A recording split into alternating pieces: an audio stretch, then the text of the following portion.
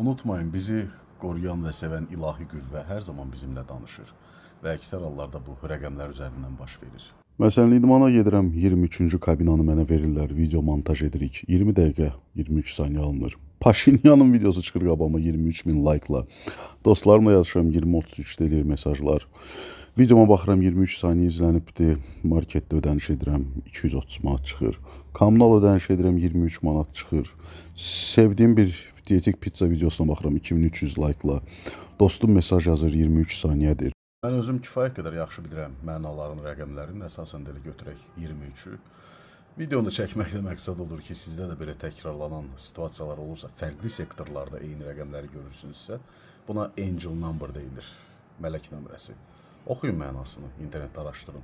Süni intellektlə spiritual simvolizmini çıxardın. Nə deməkdir? Yaşadığınız perioddakı sualların cavabı o rəqəmlərin mənasındadır.